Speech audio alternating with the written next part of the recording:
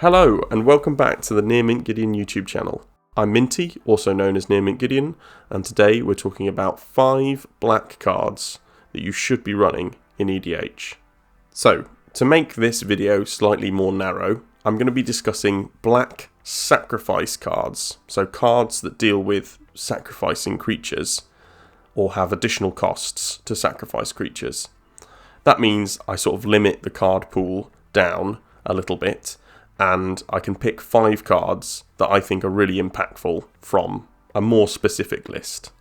So let's get into the list. So the first black card that deals with sacrifice and I think is underplayed or underrated is Blood for Bones. So it's 4 mana and it's a sorcery, and it says as an additional cost to cast this spell, sacrifice a creature.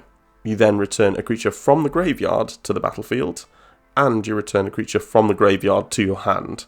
So the first deck I think it goes in is a Reanimator deck, where you're looking to get big creatures out of your graveyard and cheat their mana cost by reanimating them. You can sacrifice some value creature that you played early in the game to reanimate some massive demon that you need in the late game.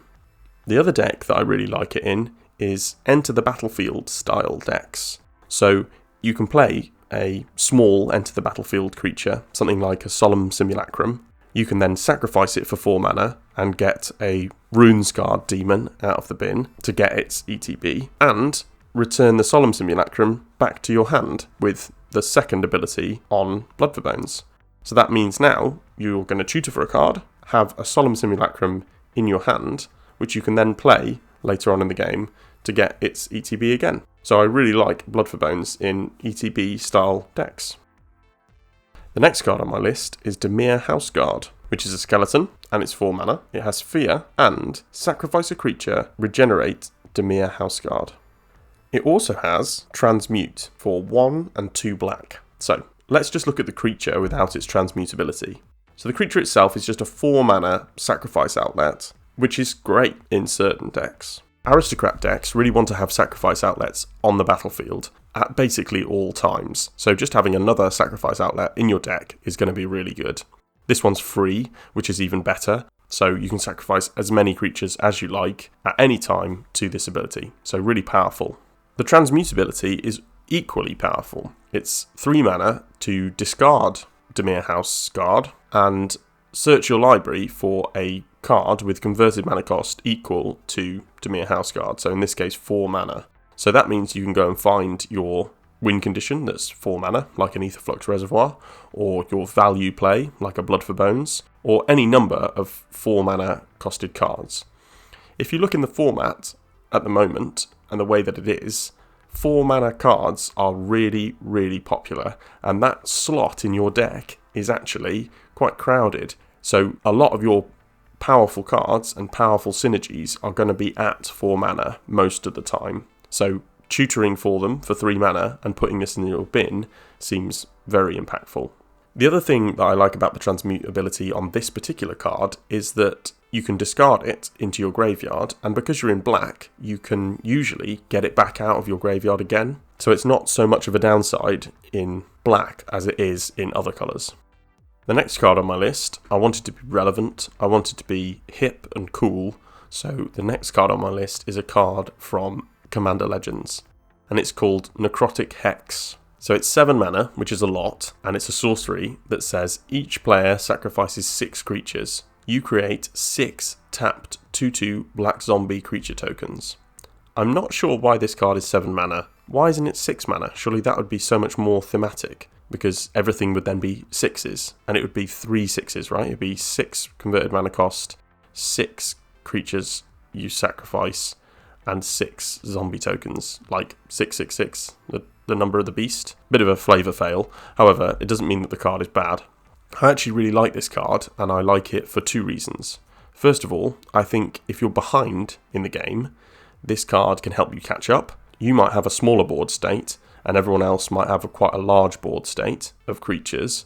This helps trim back your opponent's creatures, and also gives you a load of zombies that you can defend with and attack with and, use to your own evil doings. So it's good when you're behind. It's also pretty good and almost a win condition when you're ahead in certain decks. So let's say you've got an Aristocrats deck and you've got a load of tokens on the battlefield and an Aristocrats style effect like a Blood Artist. Then Necrotic Hex becomes really quite powerful, wiping away people's board states and giving you loads more tokens to be able to sacrifice and deal even more damage and get even more life loss out of your opponents with your Aristocrats effects. The best case of this card is that everyone has to sacrifice 6 creatures and you get 6 more creatures. That means potentially you have everyone sacrificing 24 creatures in total between everyone, and you drain everyone for 24 and gain 24 and still have 6 zombies afterwards. All for 7 mana? Seems pretty good. The final thing that I really like about this card is it's basically a board wipe in black, and I think this is going to be really budget friendly. So if you're looking for more board wipes in your black deck, or you're looking to control the board a bit more and you don't want to spend a load of money on a damnation, maybe Necrotic Hex is the next best thing. Speaking of black board wipes, I have something similar here. Eliminate the Competition is 5 mana for a sorcery, and it says, as an additional cost to cast Eliminate the Competition, sacrifice X creatures. And the upside is that you get to destroy X creatures. So I've liked this card for a long time, and I've tried to fit it into different decks, and sometimes I've had some really great success with it. So in an Aristocrats deck, when you've got a lot of tokens, you can basically, with this spell, trade a load of your tokens, say 5 of them, to destroy 5 creatures on other people's boards. And I think that's really, really impactful. So a bit like Necrotic Hex, it's good when you're ahead in the game, because it means you can keep controlling the board and hold your position ahead in the game. It's also quite good if you're behind and need to deal with some problematic permanents. Say you've got a couple of tokens lying around, this for 5 mana allows you to destroy some really key creatures from your opponent's side of the board. I also just want to talk about the art for a second, and it's completely like the most gruesome art I've ever seen on a Magic card. That guy is like fully stabbing himself through his own hand and then through someone's wrist, and it's just gross. Also begs the question, why couldn't he just stab him slightly further up? So just missed his hand and stabbed slightly further up. Like, you could have just moved your knife maybe 2 inches up his arm and you would have stabbed him through the wrist. Yeah, I'm not sure about that one. Sweet art though, but foolish assassin. The final card on today's list is my favourite. It's called Fallen Ideal. It's a 3 mana enchantment that gives a creature flying, and it gives the creature the text. Sacrifice a creature, this creature gets +2/+1 until the end of turn.